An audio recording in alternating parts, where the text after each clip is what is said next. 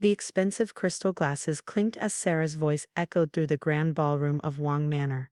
Our extended family members stopped their conversations mid-sentence, turning to stare at the spectacle unfolding before them. I stood quietly in my deliberately worn clothes, faded jeans, and old sweater with carefully crafted holes and scuffed sneakers. My unwashed hair was tied back messily, and I wore no makeup. To anyone looking at me, I appeared to be exactly what Sarah claimed: a beggar. Look at her, Sarah continued, her designer dress sparkling under the chandelier lights. She's embarrassing us at our own family reunion. Security, remove this vagrant from our property. Our elderly Aunt Pearl clutched her pearls while Cousin Timothy whispered behind his hand to his wife. Mother and father sat at the head table, their faces a mix of shame and resignation. They'd given up trying to control Sarah years ago. I checked my watch, a seemingly cheap plastic thing that actually contained more computing power than the first space shuttle. 6:58 p.m. Right on schedule. Still the same, Sarah, I said softly, speaking for the first time that evening.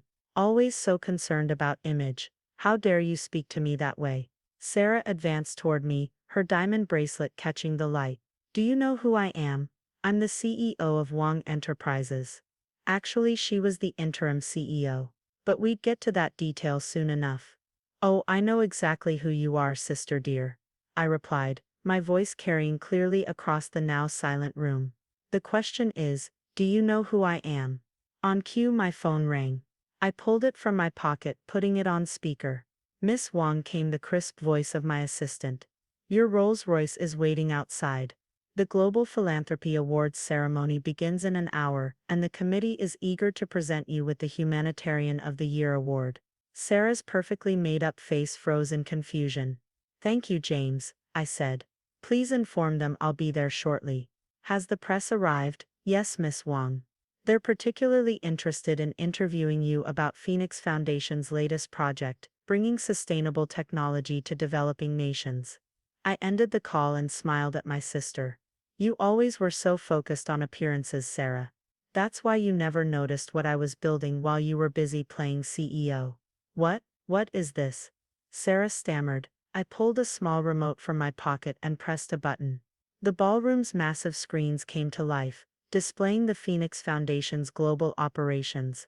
Schools, hospitals, research centers, and sustainable energy projects across 6 continents. You see, while you were hosting charity galas to get your picture in society magazines, I was actually solving problems. I explained, walking toward the screens. While you were buying up luxury properties, I was building hospitals in places where children were dying from preventable diseases. Mother stood up slowly. Linda, is this all yours? The Phoenix Foundation is currently valued at $12 billion. I said quietly. We've built 200 schools, 50 hospitals, and brought clean water to over 5 million people. And yes, Mother, I built it all myself. Impossible. Sarah screeched. You disappeared 5 years ago. You've been living like a homeless person. I laughed softly. Is that what you think? Let me tell you what really happened 5 years ago. 5 years earlier, I stood in Father's study, watching Sarah parade around in her new position as interim CEO of Wang Enterprises. The board just needs time to see my brilliance, she boasted. Soon they'll make my position permanent, and then I'll show everyone what this company can really do. I knew better. Sarah had only gotten the interim position because of her manipulation of our aging father. She had no real business experience, just a talent for social climbing and self-promotion. That night, I made my decision. Instead of fighting Sarah for control of Wang Enterprises, I would build something of my own. Something meaningful. I had inheritance money from our grandmother. $2 million that Sarah couldn't touch. While she thought I was traveling around Asia finding myself, I was actually meeting with technology innovators, social entrepreneurs, and community leaders. The Phoenix Foundation began small, a single school in rural Thailand. But I had a vision. By living simply and reinvesting every dollar of return, the foundation grew exponentially. I hired the brightest minds in sustainable development, people who cared about impact rather than image. Sarah occasionally heard rumors about my shameful lifestyle. Can you believe Linda is living in some village eating street food? She'd tell her socialite friends. Thank goodness I'm here to maintain the family's reputation. What Sarah didn't know was that my village experiences were actually field research. Every project we launched was based on real community needs, not boardroom assumptions. While she was drinking champagne at charity balls, I was drinking tea with village elders, learning about their challenges firsthand. The foundation's success attracted major international attention. We pioneered new approaches to sustainable development, combining technology with traditional knowledge. But I kept my identity hidden, operating through proxies and letting our work speak for itself. Meanwhile, Sarah's tenure as interim CEO was proving disastrous. Wang Enterprises' stock was plummeting, and the board was growing increasingly concerned about her lavish spending and lack of strategic vision. That's when I began acquiring Wang Enterprises stock through shell companies. Sarah was too busy planning parties to notice that ownership of the company was quietly shifting. Present-day mice, the board meeting tomorrow should be interesting, I said, pulling out my tablet. Especially when they learned that Phoenix Holdings now owns 51% of Wang Enterprises. Sarah's legs gave out, and she collapsed into a chair. You own the company. Actually, the Phoenix Foundation owns it, I corrected. All profits will go to funding our humanitarian projects. Oh, and Sarah. The board has already voted. You're being replaced. You can't do this. Sarah jumped up, her voice shrill. Daddy, tell her she can't do this. But father was staring at the screens, watching videos of the foundation's projects. All this time, he whispered, while we thought you were wasting your life. I was building something that matters, I finished. Something grandmother would have been proud of. Mother was crying quietly. The girl in Thailand, the one who made headlines for developing a new water filtration system. My first scholarship student, I nodded. She's now running our Asian operations. Sarah's lawyer hurried into the ballroom, looking flustered. Miss Wang, I've just received the notification. The board vote was unanimous. The severance package is generous, I told Sarah. Enough to maintain your lifestyle, provided you learn some financial responsibility. And if you're interested in doing real charitable work, the foundation always needs volunteers. Volunteers. Sarah spat the word like it was poison. I'm a Wang, we don't volunteer. Not anymore, I said firmly. The Wang name will stand for something different now. Something real. Security appeared at my gesture. Please escort Miss Sarah out, and make sure she doesn't take anything that isn't personally hers. As Sarah was led away, still screaming about family loyalty and betrayal, our cousin Timothy approached me. Is it true, he asked quietly, about the scholarship program for underprivileged students? I smiled, recognizing the hope in his voice. Timothy had always wanted to teach, but had been pressured into investment banking by the family. We're opening 10 new schools next year, I said. We need good teachers who understand both education and finance. Interested, for the first time in years, I saw my cousin's face light up with real joy. Mother and father joined us, both looking somewhat shell-shocked. Linda, mother began, we've been such fools. All this time. It's not too late, I said gently. The foundation has plenty of work for anyone willing to help. Real help, not just photo opportunities. Outside, my Rolls-Royce waited. Not for show, but because I would indeed be receiving a humanitarian award tonight. The difference was, I had earned it by actual work, not by buying a table at a charity gala. As we drove away from Wang Manor, I looked back at the house where I'd grown up. Sarah had always seen it as a symbol of our family's status. Now it would become the headquarters of the Phoenix Foundation Scholarship Program. Sometimes the best revenge isn't about getting even, it's about doing better, creating something meaningful from the ashes of others' superficial aspirations. My phone buzzed with a message from my team in Kenya. Water purification plant online. 50,000 people now have clean drinking water. I smiled, thinking of Sarah's face when she realized that her worthless beggar sister had built something more valuable than all her designer clothes and society connections combined. The real work was just beginning. The morning headlines screamed, Wang Enterprises shake-up, hidden billionaire philanthropist takes control. Sarah's carefully curated social media accounts were flooded with comments about her very public downfall. Meanwhile, the Phoenix Foundation's story was inspiring millions. I sat in my new office, Sarah's former domain, reviewing project proposals. The space had been transformed from its previous showcase of excess into a practical workspace. Gone were the gold-plated fixtures and crystal decorations, replaced by sustainable materials and smart technology. Miss Wang, my assistant James appeared at the door. The board members have arrived for the transition meeting. I straightened my blazer, expensive but understated, like everything in my newly public life. And Sarah, waiting outside with her lawyers, she's not taking it well. The boardroom fell silent as I entered. 12 directors sat around the table, with Sarah and her legal team at one end. My sister had traded her designer dress for a more serious business suit, though the Hermes scarf around her neck probably cost more than most people's monthly salary. Good morning, I began, taking my seat. Let's address the elephant in the room. Wang Enterprises is now majority owned by the Phoenix Foundation. Our mission and operations will be realigned accordingly. Sarah's lawyer, an expensive corporate shark named Harrison, leaned forward.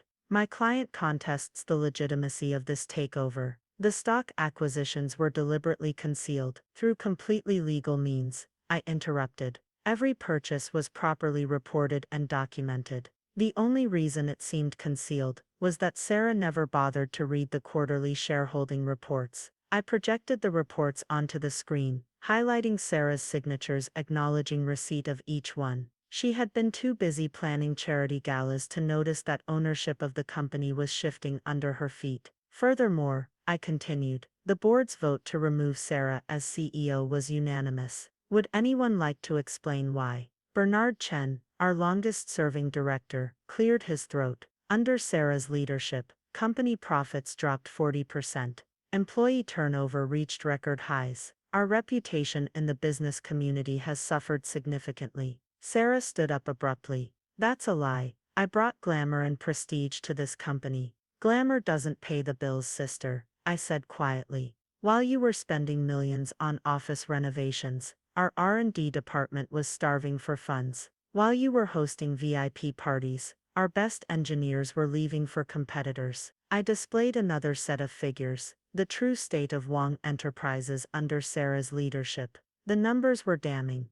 But that's about to change, I announced, switching to a new presentation. The Phoenix Foundation's technology division has developed innovations that could revolutionize several industries. We're going to integrate these developments with Wang Enterprises' manufacturing capabilities. The board members leaned forward, interested. Even Sarah's lawyers looked intrigued. Our first project, I continued, will be mass-producing our low-cost water purification systems. We'll create jobs, generate profit, and help solve a global crisis simultaneously. For the next hour, I outlined the new vision for Wang Enterprises. We would maintain profitability, but with purpose. Every project would have both business and humanitarian goals. This is ridiculous. Sarah finally exploded. We're not a charity. No, I agreed. We're going to be something better. A company that proves doing good and doing well aren't mutually exclusive. The board voted unanimously to approve the new direction. Sarah stormed out, her lawyers trailing behind with concerned expressions. Later that afternoon, I found Mother waiting in my office. She looked different, humbler somehow. I visited one of your foundation's local projects this morning, she said softly. The community center in the old district. I had no idea. The center was one of our first local initiatives, a place providing education, healthcare, and job training to underprivileged families. We'd opened it quietly, without fanfare or press releases. Yes. Would you like to be involved? I asked. We need someone to coordinate the senior citizens programs. Mother's eyes filled with tears. You'd trust me with that, after how we treated you. The foundation believes in second chances. I smiled. Besides, you used to be a teacher before you married into the Wang family. It's time to put those skills to use again. As if on cue, my phone buzzed with a message from our Thailand office. The girl I'd mentioned yesterday, my first scholarship student, had just received a patent for her improved water filtration design. See, I showed Mother the message. This is what real success looks like. A commotion outside interrupted us. Sarah had returned, this time with tabloid reporters in tow. Look at what she's done to our family's legacy, she was shouting as cameras flashed. Our parents are being forced to work in community centers. Our company is being turned into a charity. I pressed a button, and the office windows turned opaque. Another button activated the security protocol. Miss Wong, James appeared on my screen. Security is escorting them out. But you should know, the reporters seem more interested in the Foundation's work than in Sarah's accusations. Mother watched the scene with sad eyes. Will she ever understand? Maybe not, I replied, but that's her choice. The next few days brought a flurry of changes. Wong Enterprises stock actually rose as investors responded positively to our new direction. Sarah's social media meltdown backfired, as people contrasted her complaints about losing status with stories of the Foundation's impact. Timothy, true to his word, joined our education division. His banking experience proved invaluable in creating financial literacy programs for our beneficiaries. A week after the takeover, I received an unexpected visitor, Sarah's teenage daughter, Sophie. "Mom's drinking a lot," she said bluntly, sitting in my office. "She keeps talking about revenge and family betrayal. But, I've been reading about your foundation. The real stories, not Mom's version." I studied my niece carefully. Sophie had grown up in Sarah's shadow, pressed into the same mold of superficial perfection. "Would you like to see what we really do?" I asked. That afternoon, I took Sophie to visit our projects. She met students learning coding, elderly residents teaching traditional crafts, and young entrepreneurs developing sustainable businesses. "This is amazing," she whispered, watching a group of children learning robotics in what used to be an abandoned warehouse. "Why didn't Mom ever tell us about this?" "Because she couldn't see past the surface," I explained. "She thought success meant having the right address, the right clothes, the right connections." "And what does it really mean?" Sophie asked. I gestured to the children, their faces lit with excitement as their robots performed tasks. "It means making a difference, creating something meaningful, building bridges instead of walls." Sophie was quiet for a moment. "Can I intern here? After school, we'd be happy to have you," I smiled. "But your mother won't like it." "Maybe it's time I stopped caring so much about what Mom likes," Sophie replied with a determination that reminded me of myself at her age. As we drove back to the office, past the neighborhoods where our projects were slowly transforming lives, I thought about legacy. Sarah had tried to protect the Wong name by wrapping it in glamour and exclusivity. I was rebuilding it through service and innovation. The question was, which version would history remember? 3 months after the takeover, the transformation of Wong Enterprises was in full swing. Our first mass-produced water purification systems were rolling off the production lines, and orders were flooding in from governments and NGOs worldwide.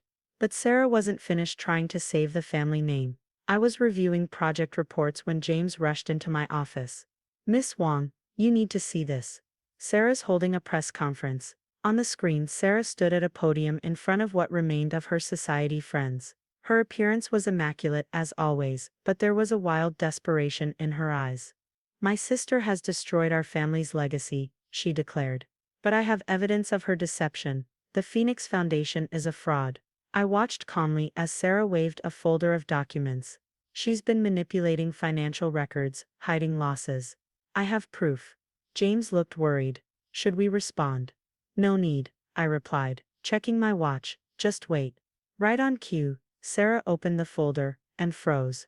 Instead of the damaging documents she expected, she found detailed records of her own financial mismanagement during her CEO tenure.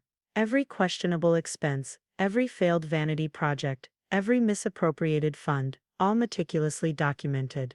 I knew she'd try something like this, I explained to James, so I had her office swept before she left. The real documents were replaced weeks ago. The press conference devolved into chaos as reporters began asking Sarah about the evidence she'd inadvertently presented against herself. She fled the podium, leaving her lawyer to handle the fallout. Later that afternoon, Sophie appeared in my office.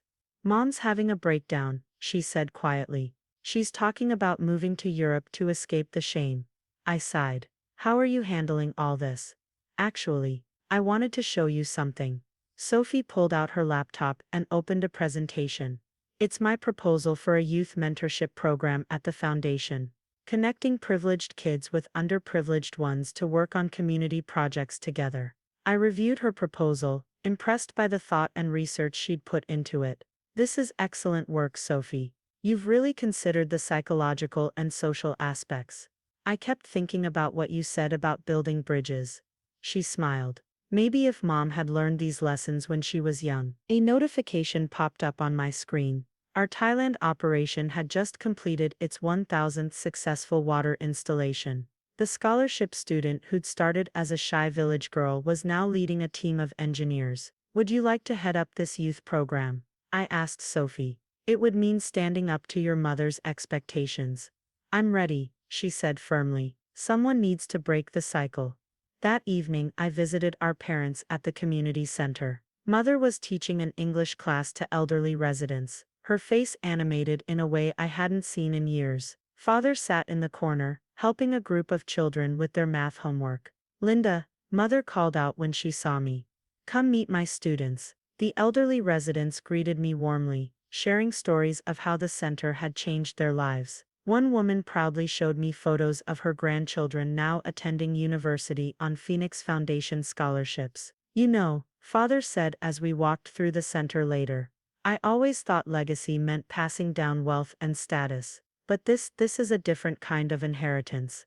A commotion at the entrance interrupted us. Sarah had arrived, looking disheveled despite her designer outfit. Come to see how low our family has fallen, she sneered, gesturing at the modest surroundings. Our parents working like common teachers. They're not working, I corrected. They're contributing. There's a difference. Look around, Sarah. Mother said quietly. These people have something you never understood. Dignity. Purpose. Purpose. Sarah laughed bitterly. Was it purposeful to humiliate me? To destroy everything I built? What exactly did you build, Sarah? I asked. Show me one thing that made the world better, not just more impressive looking. She opened her mouth to respond, then closed it again. The offer still stands, I continued. There's meaningful work here if you want it. Real accomplishments, not just social media moments. For a brief moment, something flickered in Sarah's eyes. Perhaps recognition of the emptiness of her previous life. But then her walls slammed back up. Keep your charity, she spat. I'm leaving for Paris next week. At least there, people understand class. As she stormed out, Sophie stepped out from behind a classroom door. She'd heard everything. I'm not going with her, she announced. I'm staying to run the youth program. Mother hugged her granddaughter. You're making the right choice. The next day, international news outlets picked up the story of Wang Enterprises' transformation. Our stock hit an all-time high as investors recognized the potential of combining profit with purpose. Sarah's press conference debacle was a footnote compared to stories about our impact. I received a message from our Kenya operation. The first batch of locally produced water purification systems had been installed. Attached was a video of children drinking clean water for the first time in their lives. This is what matters, I told Sophie as we watched the video. Not the size of your house or the brand of your clothes, but the lives you touch. Sarah left for Paris the following week, but her departure felt more like a beginning than an end. The Wang name was being redefined, not by glittering galas and society connections, but by real change and meaningful impact. In the community center that evening, watching Sophie teach her first youth mentorship class, I realized that sometimes the greatest legacy isn't what you leave behind, but what you help others build for themselves. Still a worthless beggar? Father asked softly, standing beside me. I smiled, thinking of all the lives transformed, all the bridges built, all the potential unleashed. No, Dad, just someone who found a different kind of wealth. Outside, the sun set over a city slowly being transformed, one project at a time. Sarah might never understand, but that was her loss. The real fortune wasn't in our bank accounts or social status. It was in the ripples of change spreading outward, touching life after life, building a legacy that would outlast any mansion or society page mention. That was worth more than all the designer clothes in Paris. 1 year later, I stood on the stage of the United Nations General Assembly, preparing to address world leaders about the Wang Foundation's global impact. In the audience, Sophie sat beside her grandmother, both beaming with pride. Father was back in Hong Kong, overseeing the opening of our newest education center. Sarah watched the live stream from Paris. I knew because she still monitored everything I did, though she'd never admit it. Her carefully curated social media showed a life of luxury, but her eyes in recent photos told a different story. The true measure of success, I began my speech, isn't in what we accumulate, but in what we enable others to achieve. The screens behind me showed images of our projects: children in newly built schools, communities accessing clean water, young entrepreneurs launching sustainable businesses. Each image represented thousands of lives transformed. A year ago, someone called me a worthless beggar, I continued, drawing knowing chuckles from those familiar with the story. But what is worth? Is it measured in designer labels and social status? Or is it measured in lives improved, in potential unleashed? In the front row, Sophie nodded. Her youth mentorship program had expanded to 12 countries, breaking down barriers between privileged and underprivileged young people. She'd found her calling, far from the shallow world her mother had planned for her. After the speech, during the reception, my phone buzzed with an unexpected message. From Sarah. The Children's Hospital in Paris. That was you, wasn't it? I smiled, remembering the project we'd quietly funded in Sarah's new hometown. We never put the Wong name on it, but of course she'd figured it out. The door is still open, I typed back. Whenever you're ready. 3 days later, Sarah appeared in my office. She'd lost the designer armor, wearing simple business attire instead. Her face showed the humility I'd never seen before. I've been volunteering at the hospital, she said quietly. Just reading to the children. Nothing important. Everything that helps is important, I replied. I watched them playing with those special tablets your foundation developed, she continued. The ones that help them learn while they're recovering. I kept thinking, I could have been part of that. Instead, I wasted years trying to impress people who didn't matter. I pushed a folder across my desk. The foundation is launching a new program for pediatric rehabilitation. We need someone to coordinate between hospitals in Europe. Sarah's hands trembled as she opened the folder. You trust me, after everything. The foundation believes in redemption, I reminded her. Besides, you always were good at organizing things. Time to use those skills for something meaningful. That evening, at the community center's anniversary celebration, 3 generations of Wong women stood together. Mother who'd found new purpose teaching. Sophie who'd broken free of old patterns to create new possibilities. Sarah tentatively stepping into a different kind of life. And me watching the ripples of change spread ever outward. Still think I'm ruining our image? I asked Sarah teasingly. She shook her head, watching a group of children demonstrate their robotics projects. You didn't ruin our image. You gave us a new one. A better one. A year after being called a worthless beggar, I'd helped create billions in value, not just in money, but in transformed lives and renewed hope.